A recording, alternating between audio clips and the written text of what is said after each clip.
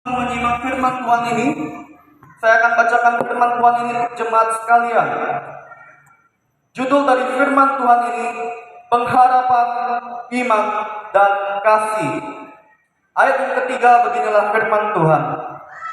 Terpujilah Allah dan Bapa Tuhan kita, Yesus Kristus, yang karena rahmat-Nya yang besar telah melahirkan kita kembali oleh kebangkitan Yesus Kristus dari antara orang mati kepada suatu hidup yang penuh pengharapan, untuk menerima suatu bagian yang tidak dapat binasa, yang tidak dapat cemar, dan yang tidak dapat layu, yang tersimpan di sorga bagi kamu, yaitu kamu yang dipelihara dalam kekuatan Allah karena imanmu, sementara kamu menantikan keselamatan yang telah tersedia untuk dinyatakan pada zaman akhir.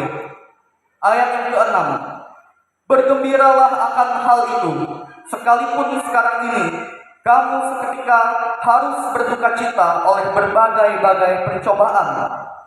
Maksud semuanya itu ialah untuk membuktikan kemurnian imanmu yang jauh lebih tinggi nilainya daripada emas yang fana, yang diuji kemurniannya dengan api, sehingga kamu memperoleh puji-pujian dan kemuliaan dan kehormatan pada hari Yesus Kristus menyatakan dirinya.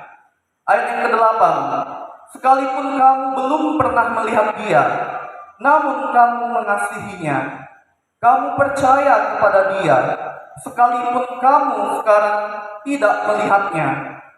Kamu bergembira karena sukacita yang mulia dan yang tidak terkatakan, karena kamu telah mencapai tujuan imanmu, yaitu keselamatan jiwamu. Ya, demikian jauh firman Tuhan yang boleh kita sama-sama simak dan boleh kita lihat bersama-sama. Dari kebenaran firman Tuhan ini saya memiliki tema untuk kita renungkan, yaitu pengharapan, iman, dan kasih. Sama seperti judul dari firman Tuhan ini, pengharapan, iman, dan kasih. Ya Bapak Ibu Saudara, perlu Bapak Ibu Saudara ketahui tentang surat 1 Petrus ini. Surat 1 Petrus ini ditulis pada saat orang Kristen di wilayah Roma mendapat perlakuan buruk dari kepemimpinan Kaisar Nero pada saat itu. Sebagian besar umat Kristen yang ada di Roma pada saat itu, mereka latar belakangnya berasal dari agama Yahudi. Mereka adalah orang Yahudi. Tetapi karena mereka mau percaya dan menerima Injil keselamatan, sehingga mereka mengambil keputusan untuk mengikut Yesus, menjadi pengikut Yesus. Makanya mereka menjadi orang Kristen, Bapak Ibu Saudara. Dan pada saat itu mereka mendapatkan perlakuan yang buruk dari sesama orang Yahudi dan juga dari keluarganya, karena mereka mengikut Yesus. Jadi orang-orang Yahudi yang ada di sekitar orang-orang Kristen di Roma pada saat itu adalah orang-orang Yahudi yang fanatik. Mereka orang yang sangat keras, tidak mau percaya Yesus. Sementara ketika orang-orang Yahudi itu melihat bahwa ada saudaranya yang adalah sesama orang Yahudi percaya terima Yesus sebagai juru selamatnya dan mengikut Yesus, mereka membenci saudaranya itu yang sudah mengikut Yesus. Bapak Ibu Saudara, ternyata orang Yahudi pun pada saat itu masih ada yang bersikeras hatinya, yang alainya tidak mau percaya kepada Tuhan Yesus. Orang-orang Kristen di Roma yang sudah percaya kepada Tuhan Yesus, mereka diperlakukan secara tidak adil. Bahkan mereka ada yang disiksa sampai mati, Bapak Ibu Saudara, oleh kepemimpinan Kaisar Nero. Kaisar Nero ini, kalau Bapak Ibu mau telusuri sejarahnya, ini adalah Kaisar Romawi yang sangat kejam, yang sangat membenci kekristenan pada masa zamannya, pada masa kehidupannya. Maka dia tidak segan-segan membunuh orang Kristen yang tidak mau menyembah Dia, yang tidak mau menghormati dan menyembah Kaisar Nero pada masanya atau pada zamannya. Oleh karena itu Bapak Ibu Saudara, Petrus yang adalah murid Tuhan Yesus, dia memberikan penghiburan dan kekuatan bagi orang-orang Kristen yang ada di Roma pada saat itu, agar mereka tetap kuat di tengah penderitaan yang mereka alami. Karena ancaman nyawa, kematian yang akan dialami oleh orang-orang Kristen di Roma, karena mereka tidak menyembah Kaisar Nero atau tidak mengikuti aturan Kaisar Nero, pasti membuat orang-orang Kristen di Roma secara manusiawi ketakutan. Makanya Petrus oleh pimpinan Roh Kudus menghibur dan menguatkan mereka melalui suratnya ini.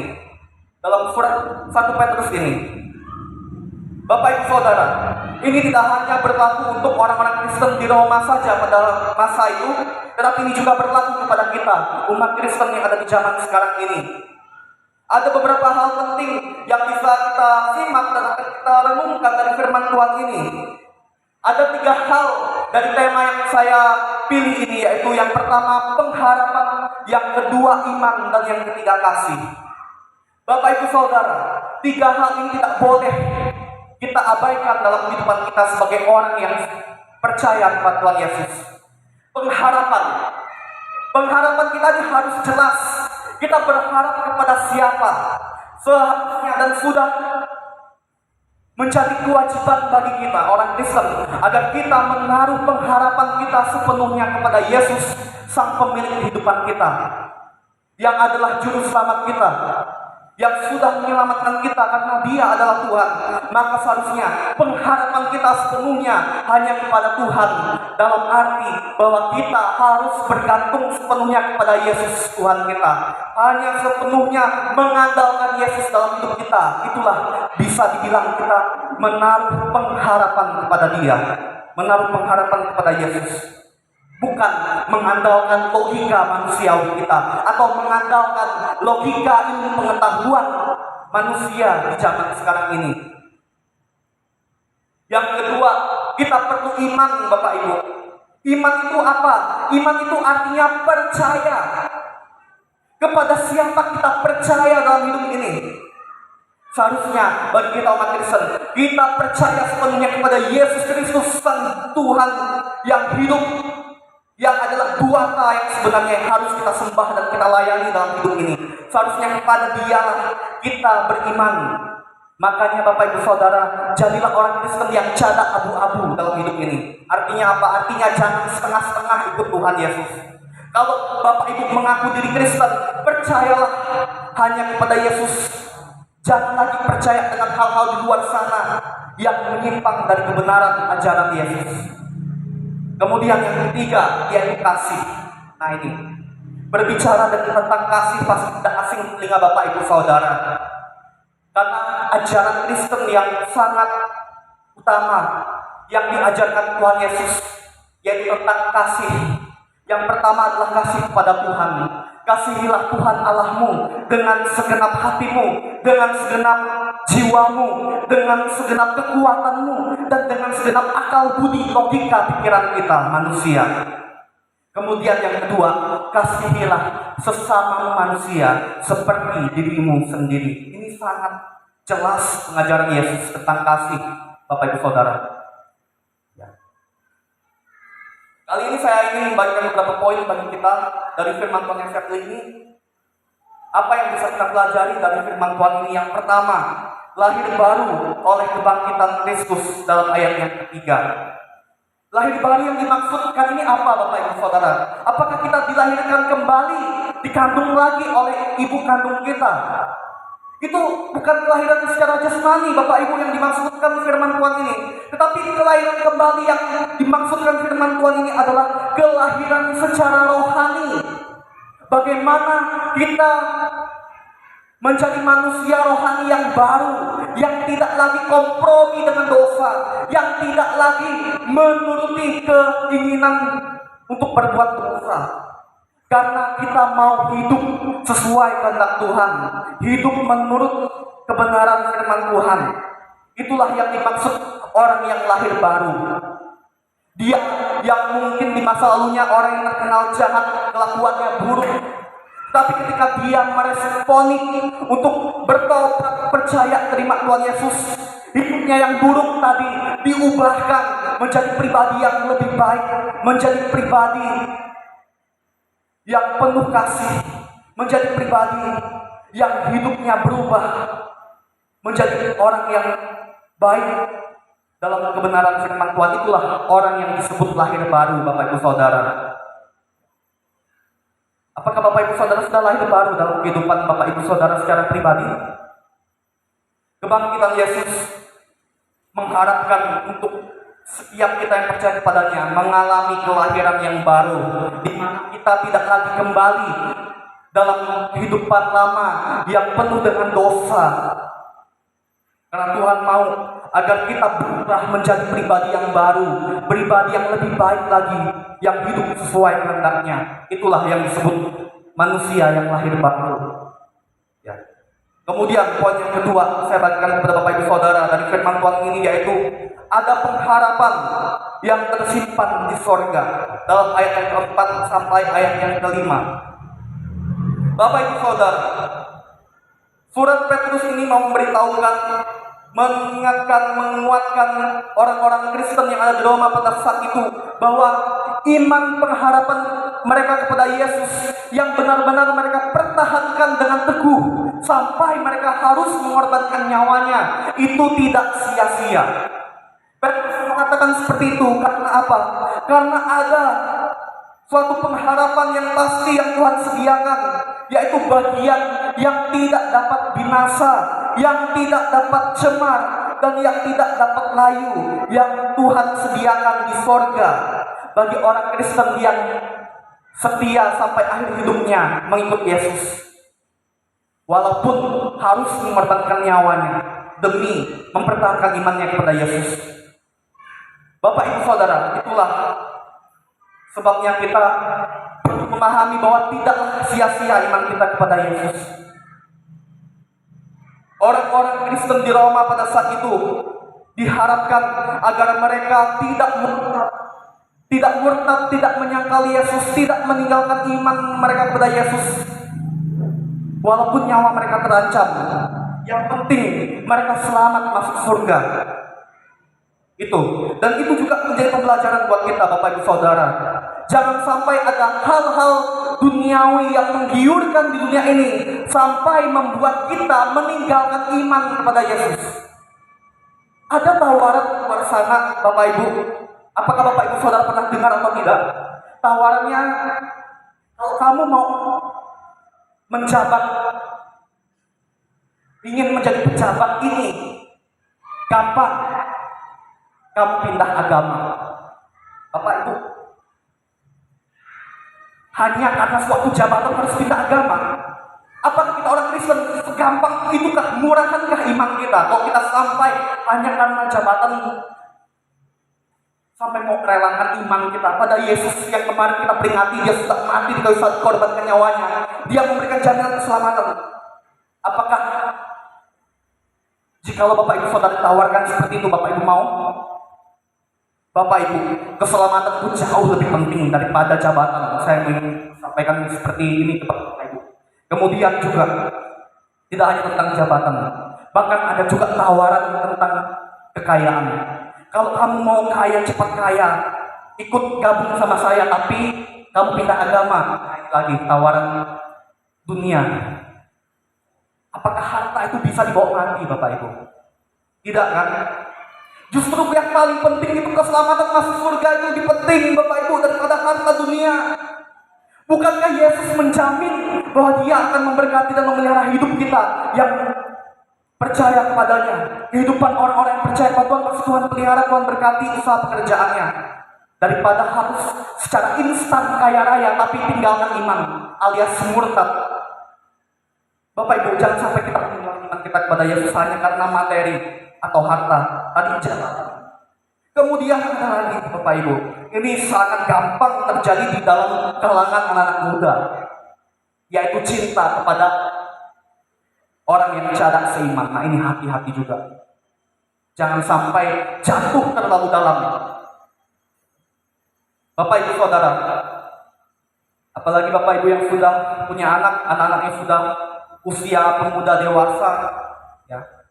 Jangan sampai anak-anak Bapak Ibu salah pilih pasangan hidup. Jangan sampai, apalagi yang cadang seiman. Harus terus ingatkan mereka, doakan mereka kalau perlu, puasa untuk mereka, doa puasa. Supaya mereka jangan sampai meninggalkan iman mereka kepada Yesus hanya karena cinta. Apalah cinta kepada pasangan yang cadang seiman, yang tidak sejalan dalam kebenaran yang sejati. Kebenaran yang sebenarnya hanyalah di dalam Yesus Kristus. Makanya harga mati mengikut Yesus itu Bapak Ibu. Ini juga menjadi penekanan buat anak-anak muda. Jangan sampai Anda salah memilih pasangan hidup. Pilihlah pasangan hidup yang seiman. Tuhan ingin agar Anda mendapatkan pasangan yang sebatan, yang sepadan, yang sama dengan saudara, yang sama-sama anak Tuhan. Itu jauh lebih penting Bapak Ibu Saudara, daripada cinta kepada orang yang tidak seiman sampai akhirnya meninggalkan imannya kepada Yesus hanya karena cinta kepada pasangannya itu, yang pastinya tidak akan membawa dia kepada keselamatan kekal di surga. Karena keselamatan yang kekal itu hanyalah di dalam iman kepada Yesus saja. Bapak Ibu Saudara, inilah yang juga perlu kita mengerti sebagai pengikut Yesus. Tidak sampai di situ saja. Poin yang ketiga saya kembalikan kepada Bapak Ibu Saudara, yaitu penderitaan sebagai bukti kemurnian iman dalam ayat 6 sampai ayat 7 yang bisa kita simak dari firman Tuhan ini. Petrus mau mengatakan seperti ini Bapak Ibu, dalam ayat yang ke-6, bergembiralah akan hal itu sekalipun sekarang ini kamu ketika harus berduka cita oleh berbagai-bagai pencobaan. Petrus menguatkan orang-orang Korintus yang saat itu mengalami tekanan yang begitu berat. Karena pencobaan yang mereka hadapi tidak akan pernah melampaui kekuatan mereka. Oleh sebab itu, setiap pencobaan yang terjadi dalam kehidupan mereka itu sebenarnya adalah sebuah alat Tuhan untuk Tuhan menguji kemurnian iman orang yang percaya kepadanya. Oleh sebab itu Bapak Ibu Saudara, kalau Tuhan izinkan ada masalah dalam hidup kita, percayalah masalah itu tidak akan pernah melampaui kekuatan Bapak Ibu Saudara. Justru masalah itu adalah satu alat yang Tuhan mau pakai untuk memproses kehidupan Bapak Ibu Saudara, agar Bapak Ibu Saudara bisa menjadi murni dan bertumbuh serta menjadi dewasa secara iman. Banyak orang-orang Kristen yang gagal di sini Bapak Ibu. Ketika ada badai pencobaan, masalah terjadi dalam hidupnya, mungkin karena masalah ekonomi, maka dia tinggalkan Yesus. Atau masalah rumah tangga yang lainnya, sehingga dia jauh dari Tuhan. Sehingga dia kepahitan, dia kecewa kepada Tuhan, dan dia menganggap, untuk apa percaya Tuhan? Di luar sana kok orang-orang ateis, orang-orang tidak percaya Tuhan, ataupun orang yang bukan Kristen aja hidupnya sukses, berhasil. Untuk apa saya ikut Tuhan kok? Ikut Tuhan ini susah. Banyak tantangan, banyak hal yang tidak mengenakan. Bapak Ibu Saudara, itulah sebabnya Tuhan mengatakan kalau engkau ikut aku, engkau harus siap sangkal pikul salib. Artinya bahwa kalau kita ikut Tuhan, maka harus siap menghadapi masalah atau tantangan apapun yang menekan kehidupan kita, yang membebani hidup kita. Tetapi percayalah, Tuhan tidak akan pernah meninggalkan kita menghadapi hal itu. Karena Tuhan akan menolong kita sehingga kita menang atas setiap persoalan itu. Oleh sebab itu Bapak Ibu, kalau ada masalah, mungkin masalahnya itu Bapak Ibu belum menerima jawaban doa dari Tuhan. Mungkin Bapak Ibu ada menghubungi sesuatu, Tuhan belum jawab. Jangan putus asa, jangan sampai menyerah, apalagi sampai meninggalkan Tuhan atau menjauhkan diri dari Tuhan, menganggap Tuhan tidak peduli, Tuhan tidak sayang. Bapak Ibu Saudara, semuanya itu ada waktunya. Tuhan itu menggunakan masalah yang terjadi dalam hidup kita untuk memurnikan kita, memproses kita, menguji iman kita. Apakah dalam kondisi masalah itu kita masih mau setia kepada Tuhan? Apakah kita masih mau berharap kepada Tuhan? Apakah kita masih mau beriman kepada Tuhan? Sama seperti Ayub yang dicobai, tapi pencobaan yang Ayub alami tidak sampai melampaui kekuatannya. Karena Tuhan tahu pencobaan yang Ayub alami. Kalau Bapak Ibu simak cerita tentang Ayub, bisa Ayub lewati. Karena pencobaan yang dialami tidak melampaui kekuatannya. Pada akhirnya Tuhan pulihkan hidupnya. Karena apa? Karena Tuhan mendapati iman Ayub itu murni. Iman Ayub itu sejati dan berkenan di hati Tuhan. Oleh sebab itu Bapak Ibu, kalau ada masalah terjadi dalam hidup kita, tetaplah kita mempertahankan komitmen kita untuk tetap beriman kepada Tuhan, tetap berharap kepada Tuhan, tetap setia mengasihi Tuhan. Karena Tuhan pasti menolong kita, membuat kita menang atas segala masalah kita. Dan setiap jawaban doa yang kita sudah lama gumuli, yang Tuhan belum jawab, Tuhan akan jawab tepat pada waktunya. Semuanya ada waktunya. Yang penting, apakah kita mampu kuat secara mental menjalani prosesnya. Proses Tuhan itu tidak gampang Bapak Ibu, tapi tidak usah takut. Percayalah dengan iman yang teguh, jangan bimbang Bapak Ibu. Andalkan iman Bapak Ibu. Kalau Tuhan pasti turut bekerja dalam segala hal, dalam setiap persoalan masalah hidup kita, untuk mendatangkan kebaikan dalam hidup kita. Semua pasti ada kebaikan. Seperti yang tertulis dalam kitab Roma pasal 8 ayat 28. Tuhan tidak pernah meninggalkan kita. Setiap yang terjadi dalam hidup kita, ada kebaikan yang sebenarnya Tuhan rancangkan, yang memang secara logika kita tidak bisa kita pahami. Tetapi nanti endingnya indah pada waktunya. Semuanya itu, pokoknya Bapak Ibu Saudara, jalani aja lah proses Tuhan. Jalani aja. Saya cukup tahu banyak jemaat kita yang mengalami pergumulan. Saya mau sebutkan apa saja pergumulannya. Tapi kiranya melalui firman Tuhan ini meneguhkan, menguatkan jemaat Tuhan agar tetap berharap, beriman, dan tetap mengasihi Tuhan dalam keadaan apapun, bahkan dalam setiap persoalan apapun yang Bapak Ibu Saudara alami. Bapak Ibu Saudara, marilah kita mempertahankan pengharapan iman kasih kita kepada Tuhan. Karena dalam firman Tuhan ini, kita yang beriman kepada Tuhan, yang tetap setia mengasihi Tuhan, yang tetap berharap kepada Tuhan, akan mengalami sukacita yang mulia. Sukacita yang tidak terkatakan dalam ayat yang ke-9, ayat yang ke-8, sampai ayat yang ke-9. Sukacita yang mulia dalam kasih, itu poin yang keempat saya bagikan kepada Bapak Ibu Saudara. Kepada setiap orang yang setia mengasihi Tuhan, yang setia berharap kepada Tuhan, dan yang setia beriman kepada Tuhan. Apakah Bapak Ibu Saudara belajar sesuatu dari firman Tuhan ini? Kiranya firman Tuhan ini meneguhkan kita semua, agar dalam kondisi pencobaan, dalam pergumulan apapun, tetaplah setia, berharap, beriman, dan mengasihi Tuhan dengan segenap hati kita. Bersyukur untuk firman Tuhan ini, kita berdoa. Terima kasih ya Tuhan untuk firman-Mu yang boleh sama-sama kami renungkan. Ya Tuhan, mungkin dalam hidup kami ini kami mengalami pencobaan yang secara manusiawi kami tidak mampu menghadapinya.